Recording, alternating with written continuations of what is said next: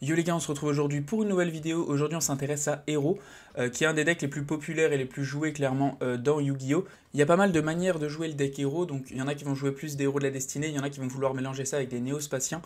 Chacun vraiment a possibilité de faire énormément de choses différentes avec ce deck. Nous le deck dont on va parler c'est vraiment le deck un peu classique Hero qui peut faire des choses compétitivement parlant. Donc voilà, on va partir sur une decklist assez classique pour vous expliquer comment ça marche, un petit peu les nouveautés par rapport aux dernières extensions parce que j'ai pas fait forcément de vidéo dessus. On va commencer par les cartes du main deck, puis l'extra deck et ensuite je vous montrerai le combo de base avec les nouvelles cartes. Je vais pas forcément détailler tous les effets de chaque carte étant donné qu'elles sont toutes sorties il y a très longtemps, donc je vais quand même en parler mais les résumer et pas forcément lire tous les faits. On est parti directement pour le main deck. On commence directement avec notre héros préféré qui est Herman ou Stratos en anglais, qu'on va jouer clairement x3 dans quasiment toutes les decklists héros, peu importe le type, étant donné que quand il est norme ou spé, on va aller chercher un monstre héros directement depuis notre deck à notre main, donc ça ne limite pas sur héros de la destinée ou héros élémentaire, etc. C'est vraiment n'importe quel héros, et c'est pour ça que c'est intéressant, par exemple d'aller chercher les héros vision que seul Stratos peut aller chercher depuis le deck à la main. Donc ce monstre-là x3 parce qu'il nous permet tout simplement d'avoir des ressources de héros, et c'est ça qui nous permet de gagner avec le deck. On arrive maintenant à nos monstres vision, donc le premier c'est Faris qu'on va jouer x3, niveau 5, donc pour l'invoquer on défausse un autre monstre héros de notre main, on le spé, et deuxième effet c'est qu'on peut placer un de nos monstres vision depuis notre deck dans notre zone magie et piège en tant que piège continu, et derrière par contre on est bien restrict héros jusqu'à la fin du tour, faut bien y faire attention, c'est lui qui commence à mettre les restrictions héros. On arrive maintenant à Increase qu'on va jouer x2, donc on peut le jouer x1 ou x2, le problème si on le joue x1 c'est que Faris quand il active son effet de mettre un monstre vision, c'est bien depuis le deck dans notre zone magie et piège, donc si vous l'avez en main vous pouvez pas le mettre. Donc derrière ça vous bloque et vous empêche de faire le combo vision. Donc c'est pour ça qu'en général les gens en jouent deux pour éviter d'être bloqué avec votre Faris. Au niveau de son effet à lui, vous sacrifiez un monstre héros sur votre terrain et vous l'invoquez spécialement. Derrière, vous pouvez invoquer un monstre vision depuis votre deck sur votre terrain. On arrive du coup à notre héros vision Vion qu'on va jouer x2, qu'on va la plupart du temps invoquer grâce à Increase, mais ça reste possible de l'invoquer norme dans certains cas, et on peut quand même faire quelques combos avec. Pourquoi ce monstre-là intéressant? Parce que quand il est norme ou spé, on va pouvoir envoyer un monstre depuis notre deck au cimetière, héros, et encore une fois, c'est bien pas limité sur le nom du héros, c'est bien n'importe quel héros. Et deuxième effet, c'est qu'on peut bannir un monstre héros et aller chercher une polymérisation.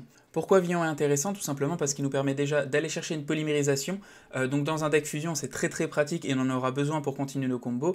Et le deuxième aspect c'est d'envoyer un monstre héros au cimetière. On a plusieurs possibilités. La première c'est d'envoyer Malveillant si on n'a pas du tout de monstre héros de la destinée au cimetière, et si on a déjà eu accès à notre Malveillant dans notre combo et qu'il est déjà dans notre cimetière, on va envoyer notre Denir qu'on voit juste ici, et possiblement vous pouvez envoyer aussi par exemple votre Shadow Mist dans certains cas pour aller chercher un autre héros avec l'effet de Shadow Mist. Donc il y a plusieurs possibilités, mais la plupart des cas on va envoyer nos héros de la destinée, ce qui est entre guillemets la suite logique dans nos combos, mais ça peut dépendre de ce que vous avez en main ou du terrain par exemple. On arrive maintenant à notre héros élémentaire Neos qui est joué x1 dans le deck, qu'on n'a pas forcément envie de toucher dans notre main mais qu'on va aller chercher depuis le deck grâce à une de nos links. Donc en gros elle a été rajoutée dans les decks étant donné qu'il y a de nouvelles fusions et qu'elle est utile dans les nouvelles fusions. Donc je vais vous expliquer rapidement pourquoi elle est intéressante, c'est que on va faire notre Infernal Devicer qui nous permet en tant que link de montrer un monstre héros dans notre extra deck. Derrière on peut aller chercher jusqu'à 2 matériels qui sont listés sur ce monstre. Donc on va montrer notre Shining Neos Wigman qui a bien notre Neos en tant que matériel, du coup ça nous permet d'aller chercher notre Neos. Ensuite on va avoir besoin juste d'une polymérisation et d'un autre monstre héros qui est juste pas du même attribut que notre Neos. Et derrière on va faire notre nouveau Flame Wingmat, donc notre nouveau aile de feu Infernal Rage. Derrière notre aile de feu nous permet d'aller chercher la carte piège Favorite Contact qu'on va jouer x1 dans le deck et qui nous permet de faire une fusion pendant le tour adverse. Au niveau de son second effet, on a bien besoin d'un monstre qui n'a pas d'effet pour pouvoir en profiter, sinon on ne peut pas activer son second effet qui est quand même très pratique. Derrière en soi, on fait du coup notre Infernal Rage qui nous permet d'aller chercher notre Favorite Contact. Ensuite on va bien le sacrifier pour invoquer notre Sunrise, et après nos combos vont continuer, on verra ça dans l'extra deck. Mais derrière, vous avez Favorite Contact qui va vous permettre pendant le tour adverse de renvoyer dans votre deck votre Neos que vous avez envoyé au cimetière, plus votre aile de feu que vous avez aussi sacrifié pour invoquer Sunrise. Et derrière, pendant le tour adverse, vous allez pouvoir faire ce Neos Wingman qui permet de détruire des cartes de l'adversaire. Et en plus, s'il battle, vous pouvez faire des dommages à l'adversaire. C'est ça le principe de jouer Neos actuellement dans le deck, mais de toute façon, vous allez le voir aussi pendant le combo de base, donc pas de souci à ce niveau-là. Ensuite, on va jouer toujours un Neos de loyauté qui est toujours intéressant et offensivement parlant pour OTK et défensivement parlant, ça reste surprenant. Quand l'adversaire nous attaque, il faut toujours y penser qu'il peut avoir un Neos de loyauté en main. On va avoir un Plasma Héros de la Destinée qui est tout simplement intéressant pour bloquer les effets de monstre de l'adversaire. Dans certains match-ups, ça reste très fort, mais après, il y a quand même des imperms, etc. qui peuvent le passer, donc c'est pas non plus incroyable, mais ça reste toujours intéressant à jouer dans le deck. On va jouer 2 Malicious, donc quand on en a un dans le cimetière, on peut le bannir pour invoquer l'autre du deck, et ce n'est pas limité par tour. Et dans le même genre, on va jouer Denir qui, une fois par duel, peut s'invoquer spé si on a un monstre héros de la destinée dans le cimetière. Et derrière, on va activer son autre effet, on peut prendre un de nos monstres héros de la destinée bannis et le remettre au-dessus de notre deck. Donc en gros, ça nous permet d'avoir un malicieux de plus parce qu'on va faire notre premier malicieux, le bannir, invoquer l'autre depuis le terrain. Et derrière, notre Denir va se spé, on va remettre celui qu'on avait banni au-dessus du deck et celui qui va être au cimetière va pouvoir se bannir pour réinvoquer celui qu'on a remis dans le deck. Donc ça reste des cartes très intéressantes à jouer en tant qu'héros de la destinée. Ensuite, on va jouer un Liquid Soldier qui est intéressant quand on va faire une fusion avec. On va pouvoir piocher 2, défausser 1, donc ça nous permet d'aller chercher et de toucher potentiellement des changements de masque, des fusions de la destinée ou des très bonnes cartes dans Héros. Donc ça reste très intéressant. En plus, elle nous donne accès à la fusion Absolute 0 qui est super facile à faire avec notre Miracle Fusion qu'on joue dans le deck x1. Donc c'est clairement une carte intéressante et son premier effet de spé un monstre héros du cimetière peut servir aussi dans certains cas. Donc ça reste une carte x1 que je trouve assez utile dans le deck actuellement. Ensuite, on va jouer une Shadow Mist x1, avant elle était x2 ou x3 même dans certaines decklists. Donc son effet c'est qu'on ne peut utiliser qu'un seul de ces deux effets par tour. Donc ou alors si elle a invoqué spé, on peut aller chercher un changement de masque depuis notre deck à notre main. Ou alors on peut quand elle est envoyée au cimetière, aller chercher n'importe quel héros depuis notre deck à notre main. Ce qui nous intéresse actuellement avec Shadow Mist, c'est surtout l'effet d'aller chercher changement de masque, qui permet tout simplement de stabiliser le fait d'avoir un Loi des Ténèbres à la fin de notre tour. Donc on a deux possibilités, ou alors vous pouvez faire héros vivant au début de votre tour et l'invoquer et ensuite aller chercher votre changement de masque, mais derrière ça vous limite un peu parce que d'aller chercher votre Herman en général ça fait des combos un peu plus longs, et aussi la possibilité maintenant avec le nouveau Wake Up Your Elemental Hero dans l'extra deck, quand il est détruit par effet de carte, vous pouvez invoquer un monstre guerrier depuis votre deck directement, donc c'est pas rare dans votre loop de base de vous détruire avec Phoenix Enforcer, vous détruisez votre Phoenix Enforcer plus votre Wake Up Your Elemental Hero, et lui va permettre d'invoquer spécialement votre Shadow Mist qui va permettre d'aller chercher un changement de masque et d'avoir accès à Dark Claw pendant le tour adverse. Pour finir au niveau des héros, on va avoir Dark Angel qui est une héros de la destinée. Quand il y a 3 monstres héros de la destinée dans le cimetière, on l'envoie au cimetière, on se met un héros de la destinée sur le terrain de l'adversaire, on l'envoie elle, et du coup on va aussi annuler la première magie que l'adversaire active. Ça reste une carte qui est intéressante pour éviter de se prendre Evenly, pour éviter de se prendre des Imperm, donc ça reste une très bonne carte qui va un petit peu bloquer l'adversaire, malgré que c'est pas franchement le blocage de l'année, ça reste quand même très intéressant dans certains cas. On arrive maintenant aux magies de héros, donc la première c'est Héros Vivant, qui va nous faire perdre la moitié de nos life points et on invoque un monstre héros élémentaire depuis notre deck de maximum niveau 4. Ce n'est pas limité par tour, donc on peut en faire plusieurs dans le même tour.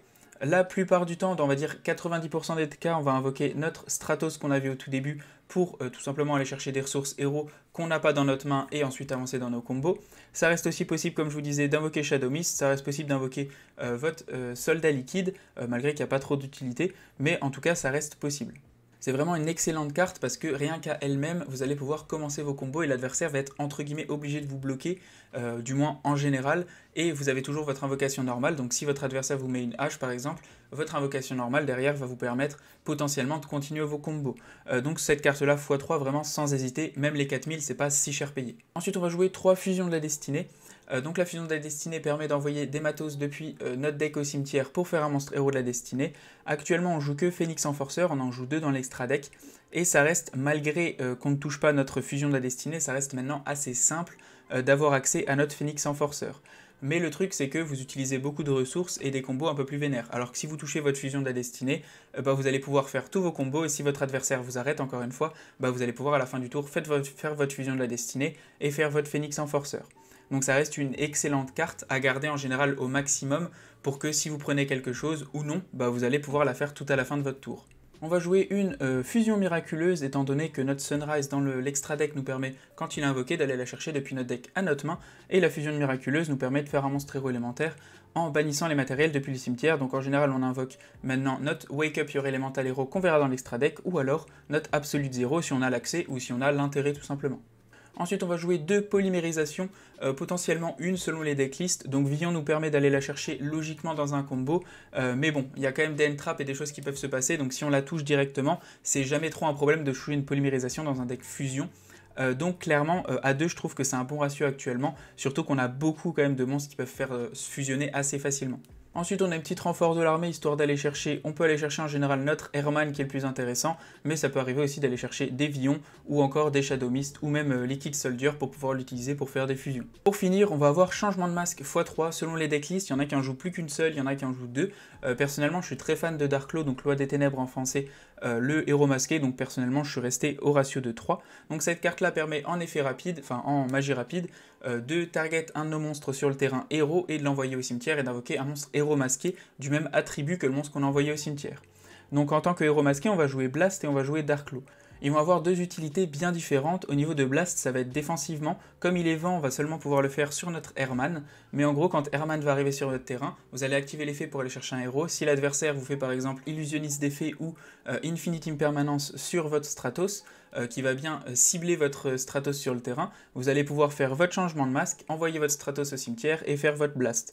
Blast, c'est vraiment plus un aspect pendant votre tour pour vous protéger de certaines negates que potentiellement l'adversaire va avoir.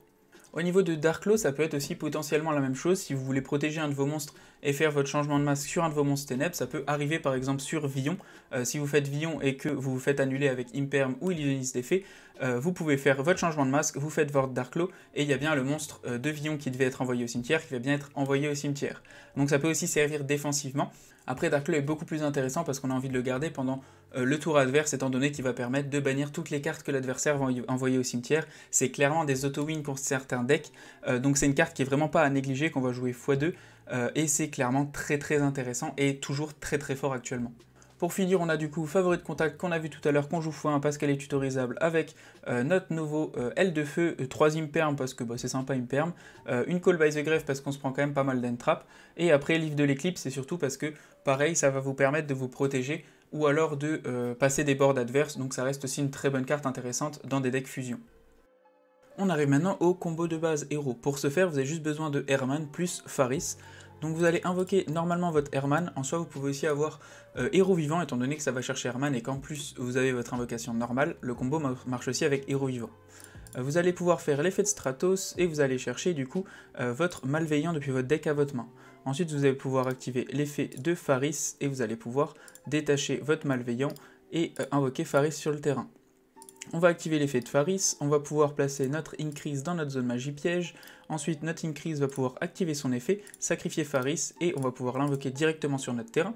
Ensuite notre Increase va activer son effet, on va pouvoir invoquer notre Vion directement depuis notre deck, on va activer l'effet de Vion, étant donné qu'on a déjà notre Malveillant au cimetière, on va envoyer notre Dénir.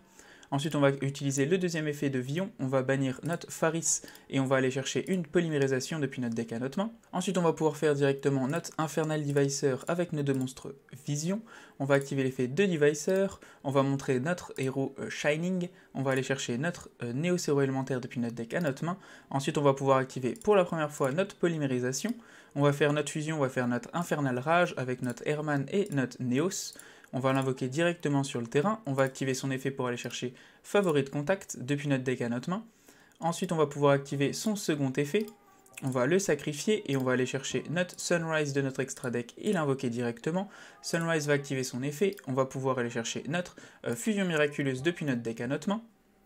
Ensuite, on va pouvoir profiter de l'effet de notre premier Malveillant, on va l'invoquer directement sur notre terrain. Ensuite, on va pouvoir faire notre Link, on va aller chercher on va faire notre Wonder Driver avec ces deux-là.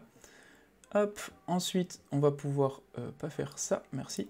On va pouvoir activer l'effet de Dénir depuis le cimetière, du coup il va se respecter sur le terrain dans la zone de Wonder Driver. Wonder Driver va activer son effet pour nous faire reprendre polymérisation, et notre Dénir va nous permettre de renvoyer notre malicieux banni dans notre deck. Donc là, notre malicieux banni c'est celui-là, on le remet au-dessus du deck, et on récupère bien notre polymérisation. On va directement réactiver notre polymérisation, et on va pouvoir faire notre Phoenix Enforcer, avec notre Sunrise et notre Dénir sur le terrain. On va faire notre Phoenix Enforcer en position de défense sur le terrain. Derrière, je vais pouvoir activer l'effet de Malveillant depuis le cimetière, je vais invoquer le Malveillant depuis mon deck. Ensuite, je vais pouvoir faire ma dernière ligne que j'ai pas encore utilisée, qui est Croiseur de la Croix, juste ici. J'envoie les deux au cimetière, j'active l'effet de Croiseur de la Croix. Je vais pouvoir reprendre un des deux, on s'en fiche un peu de qui. On le reprend sur notre terrain, ensuite on va pouvoir le sacrifier pour aller chercher un monstre héros. Là, on va aller chercher notre Dark Angel depuis notre deck à notre main. Ensuite, ce que je vais faire, c'est que je vais activer ma fusion miraculeuse. Je vais bien bannir, mais je vais faire du coup mon Wake Up Your Elemental Hero, et je vais bien bannir les deux matos que j'ai besoin, donc mon Infernal Rage et mon Neos depuis mon cimetière. Hop, comme ceci.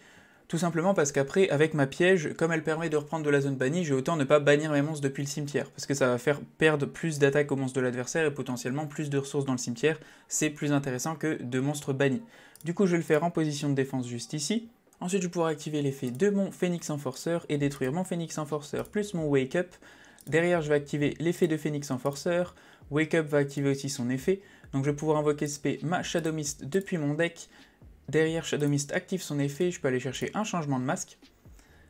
Hop. Ensuite, j'ai bien 3 monstres différents héros de la destinée au cimetière. Donc, je vais pouvoir activer l'effet de Dark Angel, l'envoyer au cimetière et la respect chez l'adversaire. Donc, je la respect chez l'adversaire. Derrière, je suis bon. Je pense que je suis tout bon. Donc ce que je vais faire, c'est que je vais set ma Favorite Contact et je vais set ma changement de masque que j'ai pris tout à l'heure. Et là, en fait, ce qui va être sympa, c'est que vous allez voir, je vais faire End Phase.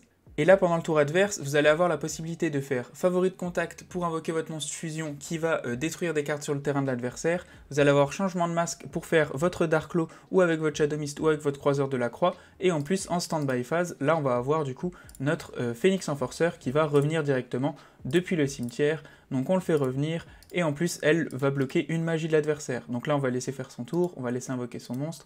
Il set une carte, il active la carte et là, notre Dark Angel a bien negate sa carte magie. Derrière, il a envie de passer à la prochaine phase. Donc ce qu'on va faire, c'est qu'on va faire notre Favorite Contact. Pour le coup, on peut faire un Phoenix Enforcer, mais on n'a pas trop envie. Et on va renvoyer ces deux monstres-là dans le deck. On va invoquer notre Shining, on va activer son effet et on va pouvoir détruire, hop, hop, 2 cartes sur le terrain. Et derrière, on peut aussi faire notre changement de masque, faire notre Shadow Mist au cimetière, notre Dark Claw sur le terrain qui va faire que tout est banni. Et effet de Shadow Mist, on va pouvoir tuto, on va aller chercher notre Néos de loyauté pour nous protéger au cas où si quelqu'un veut nous taper. Voilà à ce niveau-là, donc ça reste un combo qui est très intéressant. On bannit toutes les cartes que l'adversaire envoie au cimetière. Plus on a un Phoenix Enforcer qui revient tous les tours, plus on détruit des cartes et plus Dark Angel. Franchement, Hero devient vraiment super intéressant contrairement à avant, je trouve. Il donne vraiment à chaque fois plus de possibilités sans forcément avoir plus de briques dans le deck. Donc je trouve que ce combo est vraiment très intéressant. Pour conclure au niveau de héros, je trouve que le deck est vraiment plus viable que jamais. Il y a vraiment beaucoup de possibilités, assez simplement faire des fusions, plein de nouvelles possibilités aussi avec la nouvelle aile de feu, toujours des Dark Claw qui cassent un peu les couilles à l'adversaire.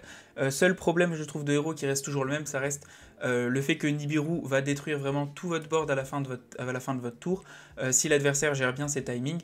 Mais clairement le deck a un peu plus de choses à faire, vous avez quand même votre piège favorite que vous pouvez faire pendant le tour adverse, etc. Donc franchement ça reste super intéressant et le deck est vraiment très cool maintenant. Donc je conseille vraiment de le jouer et il coûte quand même beaucoup moins cher qu'à une certaine époque. Donc voilà, merci en tout cas d'avoir regardé, moi c'est un des decks qui me fait le plus vibrer en tout cas. J'espère que vous avez kiffé, ciao ciao, à plus et n'hésitez pas si vous avez des idées, ciao ciao.